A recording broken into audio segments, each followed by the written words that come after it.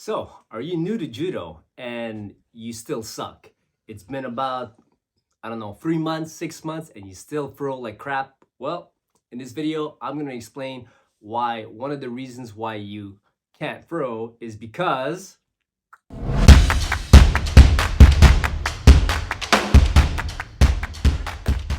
What's up, guys? Nguyen, OG Fitness. Welcome back to the channel. If you guys are new here, then this channel is all about fitness for martial arts for older guys. Now, if you're young, don't worry about it. You're not going to be young forever. And with the right approach and mindset, you're going to go a lot further in your journey than without it. Okay, so let's get into today's video. We're going to talk about why your judo sucks. Now, if you're an adult and you started judo and it's been 3 to 6 months now, and you still can't throw anyone in a randori, I'm going to explain to you guys why. Most likely, it's because you're focusing a lot on grip fighting.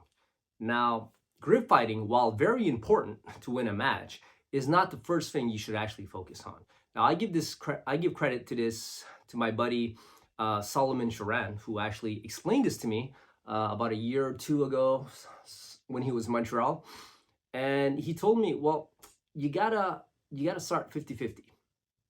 Right? 50-50 grip. Like, you can't be grip fighting at the beginning because you have to learn to throw from that position. That's where you develop your judo, because that's where it's going to be the one with the better judo actually wins, right? It's in the 50-50 position. So one hand on the lapel, the other hand on the sleeve, on both ends. Both opponents have their grips, and then you go from there.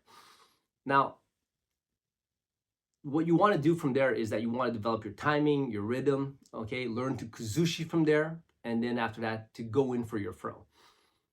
Most people, when you walk into a class, what happens is that a lot of these classes are more adapted towards people who are more advanced. So you're training with 16-year-olds, 20-year-olds, more or less. These guys have been doing judo for a lot longer than you.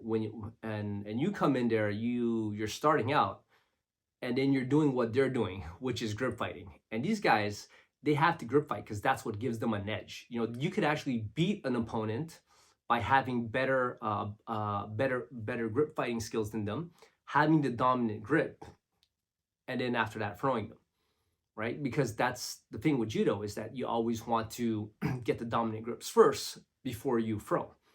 But it doesn't develop your judo. Now, if you don't have a judo to begin with, that's what you want to do. So you want to start off 50-50. So what I suggest to you guys is that when you start your randori, you go right away. You don't grip fight. Just go there, grab, and then do your judo from there. That's it. Okay. Now, there are some guys that are, they won't let you get it because they're very conscious of not wanting to get into that 50-50 grip position. They're going to want their sleeve or your sleeve down and, your lapel, and then they're going to go. So you could just ask those guys, hey, could we start off in 50-50 so I could work my judo? And most of the time, like, they'll be okay with that. Like, well, I've never had anybody say no to me. But that's what I do when I was training beginners starting out who are older, right? I would say, okay, never mind the grip fighting. Okay, let's not do too much of it. Yes, a little bit, sure. You're going to pick it up anyway, so you don't have to worry about it. But really, you want to get there and start practicing your judo. Trust me, if you do this, then your judo will get better faster. And when I say better, I mean you'll be able to throw people in randori. Okay? And with the grip fighting, that's going to come automatically. It's going to come as a consequence of, just showing up to class and, like talking to people, trying different grips and having things explained to you while you're fighting and all that. But the most important for the sport of judo is to be able to throw. And you can't throw if you constantly be grip fighting. And I've seen guys who've been practicing judo for years, and all they do is focus on grip fighting, but then they never got good at throwing. So their judo is no good, because even when they do get their dominant grips, they don't know what to do with it, and so that always, I always found that really funny. Now, once you get your dominant grip, like once you have a good judo, then like it doesn't take long for you to get good at grip fighting, right? If you do a little bit of grip fighting, do some drills every class, at the end of every class with one of your buddies and all, like you're gonna get good at it pretty fast. And then from there, once you have your grips, it's always about, you have to move your opponent, then throw, or you do two little movements and then you throw, or two big movements, whatever. So when I say a movement, like, it doesn't necessarily have to be, it could be a push, pull, it could be a feint, you know, but that's what it is. You have to set it up. You're not just going to do it off the rip like that. Nobody does. Like, people see that coming.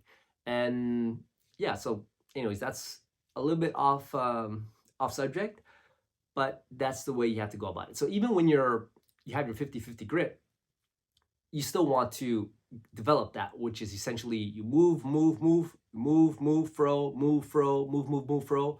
And that's how you're going to get a lot better in judo. So that's it for this video, guys. Let me know what you think. What's your experience with, with grip fighting and with throwing? And, well, tell me if you guys agree or not.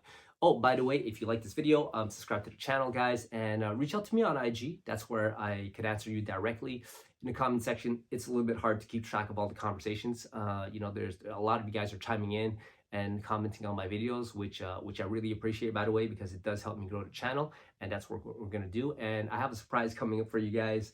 Most likely, it's gonna be ready in beginning of next year, so 2024.